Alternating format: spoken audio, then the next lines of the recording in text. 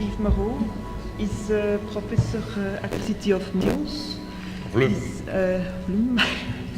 His research is big data, artificial intelligence, and today he's speaking about the blockchain formula, interaction makes equals politics. So the floor. Thank you. Set this up. All right, so yes, my background is in big data and AI. However, what I'm seeing in my research is that technology is transforming the world at a fantastic pace. And in the last couple of years, I'm interested in how the world is changing under the work we're doing. And in particular, how, for example, financial systems will evolve, because that's where the action is, that's where the strength in our society is, and that's how I got interested in blockchain. Really, we live in this connected world, and I think that some of the remarks apply to blockchain. Most of my remarks are much more generally to the fact that we're looking at systems where people are net together and interacting together. Hence, interaction over networks is policy. Now, this is not an idea that's new. Certainly, the starting point for the discussion is the work of Lawrence Lessig, who back in 2000 already stated that code is law. By that, it means that there are four key regulators in society. You have law, you have the norms, our social norms, you have the markets, and you have architecture, so the design or structure we live in. So for example, when you drive down the street, you can be regulated by the fact that signs saying that if you go above 60 kilometers per hour, you'll get fined, or you can be regulated the design of the street that slows you down and is actually much more comfortable for many of us. And so he said, well, code is a form of architecture. It makes some things possible and other things not possible. And then in that way, it's a powerful regulator, and it's a powerful regulator that's on par even with law. Now, I view things a little differently. It's very close. Basically, if you look at law or norms, you could see laws as actually a refined form of norms. Actually, historically, if you go back in time, you could say, well, first societies worked based on norms.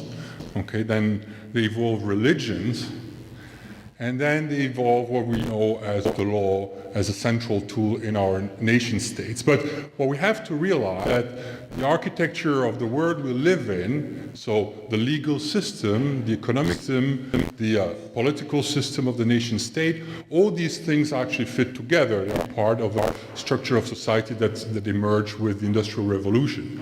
So all these parts are tied together. And as our society changes under the influence of technology, well, these structures are likely to evolve. And it's very difficult for us to see this because we've lived all our life in a certain type of system. We look back in the history books of the past decade, and everything looks like it has always been, but it has not always been that way. And so it needs to change as well. So we can imagine that in the future, of course, legal systems will keep existing, like religions and norms keep existing, but maybe less central in regulating society. They maybe kind of take the back seat to another form of regulation, which is code. That all of the interactions we have, an example of Airbnb, well, basically there is a contract there, but more than the contracts, what's strong in regulating your behavior is the platform it allows and what it does not allow. Of course, it's all backed by contracts and by laws, and you can be taken to court, but basically 99% of the interactions do not take that form. 99% of the interactions are regulated by the code. Hence, for us who develop code, well, we do have a particular responsibility because we're every day tomorrow's world, and often we're not asking a lot of questions about what it is going to build. So if you come to Bitcoin and Chain, well, you can feel that there is a philosophy if you go and look in detail about architecture, and we don't know what Satoshi's purpose really was, but what is in that code is a very libertarian view of the world. Basically, all that matters as transactions and whatever happens, happens. And libertarianism is a very strong current in this community, which I don't agree with, and I'll try to explain why. But of course, we need to have a discussion about that. What is technology? What can we do with it? And what do we want to do with it? So, taking a very famous photographer, Bruce Dyer, well, in '94, he says, we're kind of done with this stuff. We're going to need something better. We're going to need code, and this code will just harden it with cryptography. That was in '94. And then in his next book in 2000, he had already come back from that and realized that, well, you cannot just that with code, okay? You need more. Essentially, just code in itself will imply a certain social order, but you don't want it in this direction, you want it in the other direction. You want to say, this society we want, what is the code we want for this society? The libertarian worldview, essentially, there are only individuals, as Michel Bowen said, or just interacting through private contracts, and the state is just there to enforce those contracts and make sure there is no excessive violence. Now, usually that takes away the financial violence that is implied often by those systems. Basically, if you have any contract, well, that's your choice, and whatever the consequences are, these are consequences you need to assume. Now, the key objection you can against this libertarian view is that, well, basically, when you have an iterated game, in theory, and there is one party that's stronger than the other one, it's like poker. I mean, if you're a bad player, you'll just get stripped at the end, okay? So do we really want a society where basically we have fair games, because poker is a fair game, but that we know that basically all wealth, all power gets concentrated, because in a fair game, stronger players eventually win everything out. And that's the strongest objection I see to the libertarian view, is that you cannot say this is fair unless you accept that fair means that the strongest win in the end.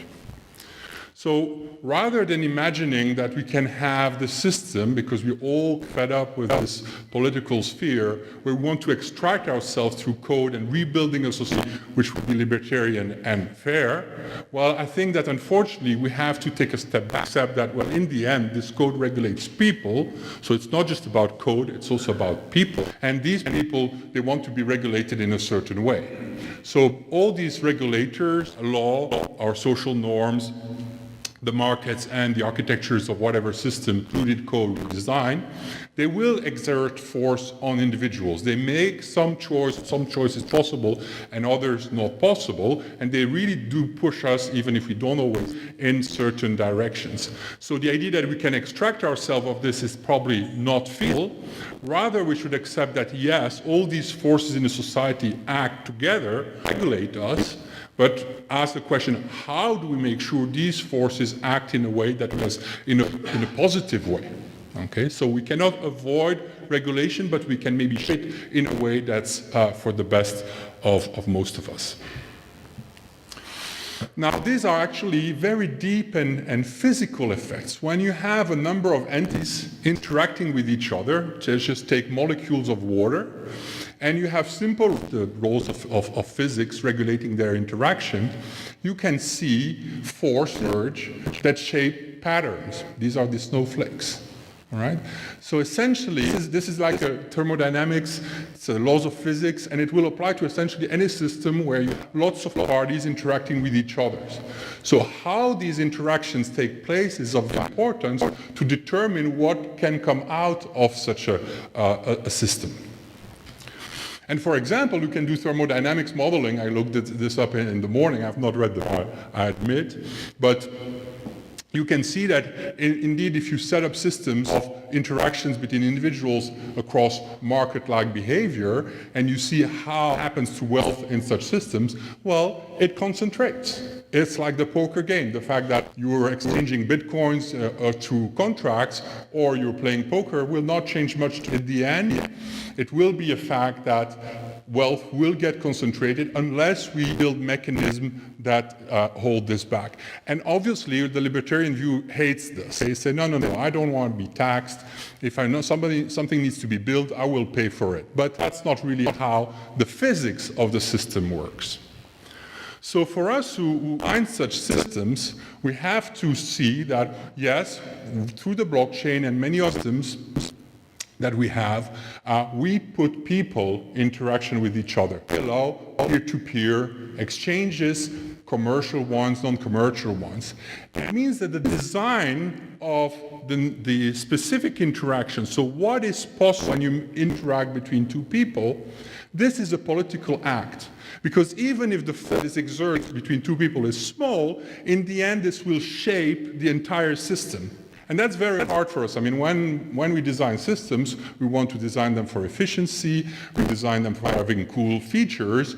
Whatever will emerge eventually is very, very tricky question to ask. So it's very hard to know beforehand, if I build it in this way, this is what's going to happen. But we do have to do this. We have to actually go and look at the systems and build them, because these are complex systems. This is game theory. These players play against each other. So it's not just basic physics, it's even game theory. It's even more complicated. But we have to see, as these systems grow, where are they going and how do we want to develop them? Rather than say, yeah, how Bitcoin was designed by a semi-god, and this is what we have to push through society. Because even Satoshi Nakamoto could not anticipate what would happen with a Bitcoin and how it could be used. Just as an example that most of us have faced this week in terms of how politics and networks are now tied together, many people will have received something like this in their email. Okay, with a new announcement from Airbnb about a new community commitment to avoid discrimination. It's a very positive message, okay? It's meant to avoid discrimination. The real reason that Airbnb pushed it is not that so much that just discrimination, is that it got hit by a lawsuit in the US, meaning that the legal system did hit the network of Airbnb. This needed a response. And basically they said, we're going to push our users. Now we know that most people will ignore this. However, this is still a way of modulating the interactions between the people in the network. The consequences are potential. So basically you could say, well, what if I don't accept these rules? Well, basically you're out. Of course, this being out of a network like Airbnb is actually a very strong effect, because your the cost of making the decision of stepping out is actually very high. So by pushing this message, well, maybe you can ignore it, but you cannot say you've not read it. And basically you have this ecosystem where essentially Airbnb decides to change the force of the interaction between the users, and as a result has an impact across the network of all users. Quite interesting. Go and see this page in the Hungarian side and the Russian side, where we ask, does this make any sense to push this on Hungarian and Russian users given the political situation there? They get the same statement. So essentially, Airbnb does politics, cannot not do politics, because once you have all these users together, everything becomes politics. Now, the chain has actually a lot of things that are actually important for its design, and I don't have time, so you can look up the slide later. There's quite a few issues that you could discuss in terms of how do networks, what can we do to control this growth? How do we govern these networks? Okay. What are the opportunities? The fact that you can adhere to a network or to another one, that's actually quite an interesting democratic potential. However, if we think, like we did with internet, that the blockchain was going to free us, well, it's probably going to be a lot more complicated than that. And for it, we see now that financial institutions are very keen to co-opt some of this technology to actually back to doing good old business. So it's going to be a really interesting challenge to design systems. And then another point that I want to make is that although I'm not a supporter of Bitcoin, as some of you might know, nevertheless, Bitcoin, I think, has done something absolutely fantastic. It has asked an amazing question in our world, which is, what is money? think most of us, I mean, at least me, a properly trained engineer, I ever really considered that question before. Okay? Money was just like air, it's air. And if you go back to economics books, or just here it's a couple bullets from Wikipedia, you'll see it's the same thing. Money is three things, or four things, but medium of exchange, a measure of value, store of value. And most of us as little kids have been told, well, money is essentially a store of value. When you have a note, there is some value in there. If you lose it, your dad or your mom is going to get you. Okay? And we really have taken that in. Okay? Can really question that of this is this really a good definition of money? And now, not to sound like a Marxist, I'm going to give a small extract from Friedman explaining how he sees money. And he's pretty much a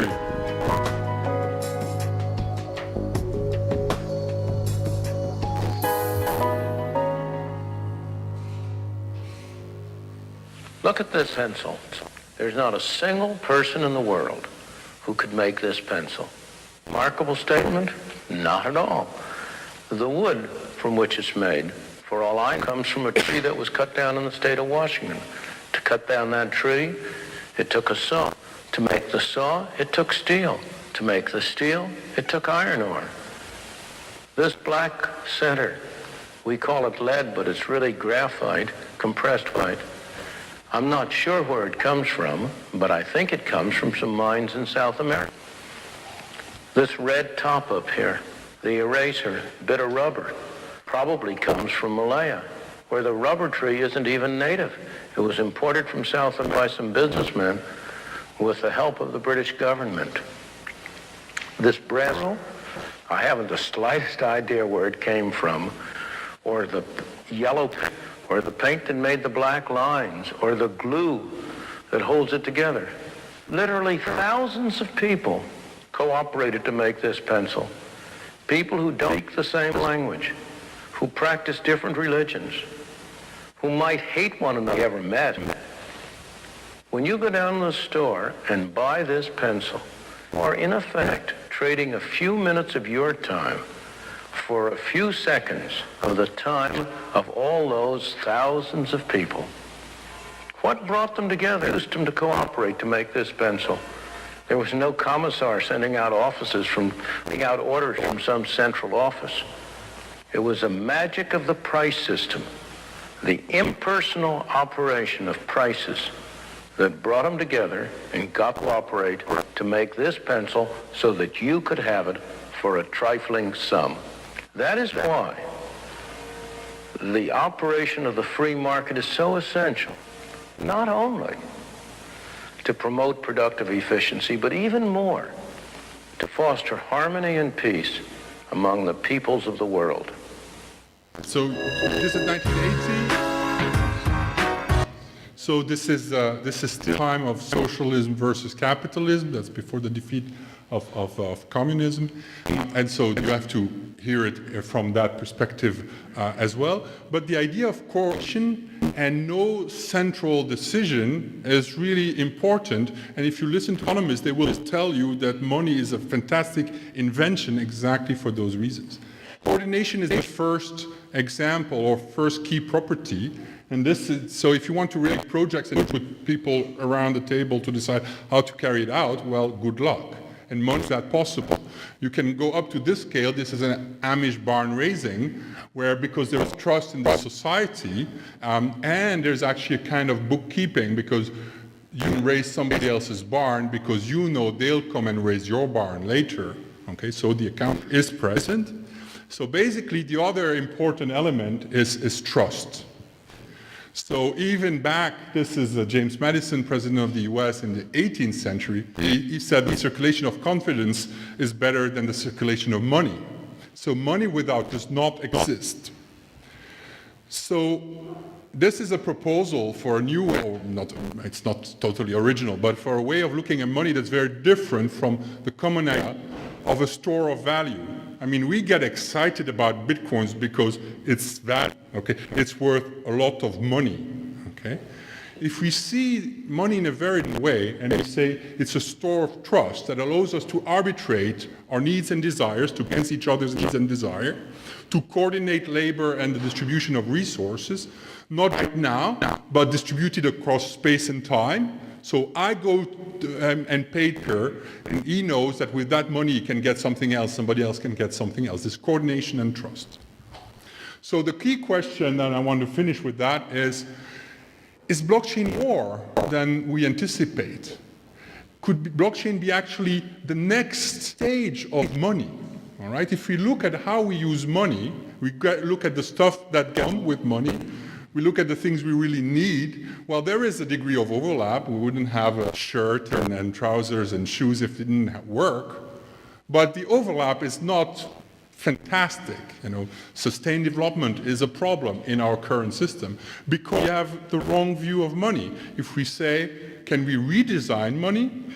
For example, we tax at the lowest level to avoid evasion and enable redistribution in a fair way that pushes back against the thermodynamical force of concentration.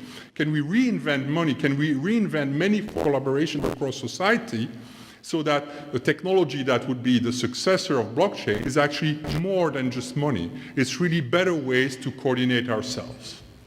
To conclude, so what I would like to say is that we have a huge responsibility as developer of technology. We're people who are used to just shy away from political and legal discussions and say, well, somebody else will take care of that. We cannot have this position anymore. When we develop information systems that network people, we are doing politics. And with that, I'd like to close.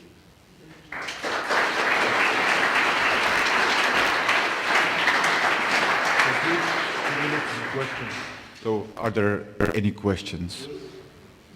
Mr. Moreau, can you imagine that big companies like Genesis will take over the power of blockchain? Well, I mean, they're trying. So the question is whether what they can control. So the big risk is the internet-like risk. The internet, we know you have the Declaration of Independent Cyberspace, forgot the exact date, which was this technology that was going to free us. And you move over 20 years to the walled gardens of iTunes and Facebook. And the risk is indeed, and it's very strong, because it's game theory. A group of people will play and say, well, if I play the game in this way, actually we guys win, the others lose. So the game aspect will stay, and so it's a huge concern that indeed this technology would be co-opted very quickly, more quickly than the internet, because they're already there, and they're welcome, I think, that we should have these discussions. But these people should also ask the question to themselves, what society do they want? So we can also push back. Well, I mean, I know people who work for IBM, they're decent people. You could ask them, is this really what you want? As an engineer, is it really the world you want to construct?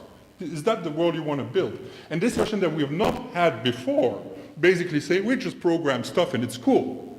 But if we change our way of looking at it and say, no, when we program stuff, it's maybe cool, but it actually is an effect on a large scale on the lives of people. What is it that I want to contribute? And so I build systems, so I really now I'm very concerned about that aspect. And maybe you can actually change the philosophy also of those people, or at least push back and say, well, is that really the world you want? But of course, money still talks. I will not deny that. Yes, excuse me, just okay, it was okay.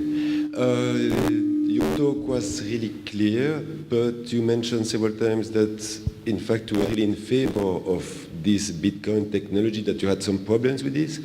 I guess it's related to what you mentioned, maybe a lack of politics behind and governance, maybe. But it was not really clear what you propose. So indeed, the question is rather what is the philosophy behind it, which is I want to enable transactions, and there is no value associated to how these transactions take place. It's just transactions, and I don't care what the outcome is. And that philosophy is quite strong in Bitcoin. There's no talk about redistribution. There's no talk about taxation. The first people here say, oh, I can move money around and not be taxed anymore. And in that sense, it's problematic. The fact that it's a distributed system with distributed consensus, marvelous invention. I think we have to find the good cases to apply it, but this is a huge progress to say we don't need a central figure to make decisions or to ratify or and control our decisions. We can make them together. I think this is for me versus Bitcoin. So for me, blockchain is that wonderful technology, and indeed how this bridge is really a political question. Okay, coming back to the beginning of your talk indeed, you said about Lorentzik, he wrote, law code is true, but did you read the end of the paper? I'm speaking here to people. Well, I don't remember. And the end is it. Code and coders are law. Yes. It's the view of, it's changing. Code is not me, coder, us. So what is your comment about that? Well, my comment is that we developers and engineers and computer scientists and all other technologists have this unsaid paradigm, this meme that's living, which is technology is morally neutral. Okay? And actually I've looked at that question, and it's not true before, okay? So basically if you go back where this idea comes from, and when you're pushed to, well, why are you developing this technology? Are you sure it's going to be used for good? Usually a lot of, well, technology is more neutral, society decides what to do with it, okay? So if you can see where does this statement come from, you can trace it back first to William Gibson in an interview, but it's essentially rephrasing a comment from 𝕖𝕟𝕗 from Brave New World, who said that science is morally neutral and it depends how it is. Now, if you read the rest of the paragraph from 𝕖𝕟𝕗, he says, well, you better watch out how you use it. That's what follows. He says, well, humanists should use the technology, not economists. Okay? And if you trace it even further, Francis Bacon, 17th century, said technology is morally ambiguous. It can be used for good or wrong. So the word neutral is not morally neutral. The question is technology morally neutral, or is technology morally ambiguous? And I prefer the second phrasing because it puts more responsibility on us and stops us from saying, well, somebody else has to deal with the complication. Now, the real basis for this, why was this idea of technology being neutral adopted so broadly? That's because we hate dealing with people, like about 2/3 of people developing stuff, they prefer being busy with things, interesting in things, and not having to deal with people. So that meme, I think, has been very powerful because we wanted it. Okay, for many years in my career, I just didn't care about, what were the consequences of it. I was doing very nice, clearly socially relevant applications on fraud detection, for example, in the banking system. I didn't have to ask myself, is what I'm doing bad?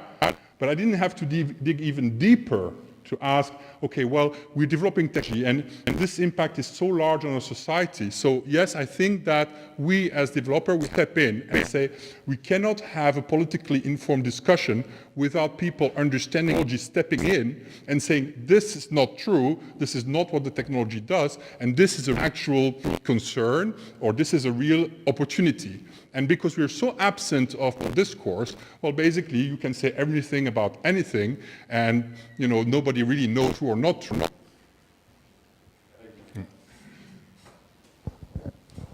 Yeah, I would like to have a little bit of statement about Bitcoin and the distribution of Bitcoin.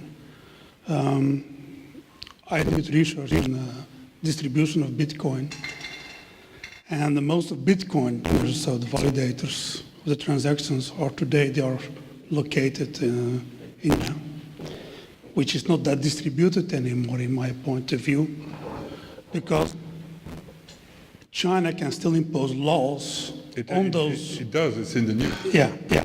2 days ago, I think it was in the news that they imposed laws to those miners. So so distributed is it also not anymore, and so open is it also anymore. So I'm a little bit afraid about Bitcoin, and I like Bitcoin, and I like to use it. So essentially, a cyber system can only be totally autonomous if it does side effects. If you're a programmer, you understand side effects. As soon as you have side effects in the real world, you can be raided one way or another, because the police can always come to your house and point a gun at you. So the idea that we have something in cyberspace, well, unless we want to live entirely 100% in cyberspace, that does not. So I come back, code is law, you still have a bigger... Yeah, religion is still there and norms are still there. Yeah. So the question is, where is the power? And I think that future code will take more and more power, and some of it we don't see at all anymore. People will be in control, I hope, in the code. Hopefully. Otherwise we Is it designed for the benefit of whom? These are questions we need to ask ourselves. Yeah. Thank you. Sorry. Thank you very much, Yves Moreau, for your engaged talk.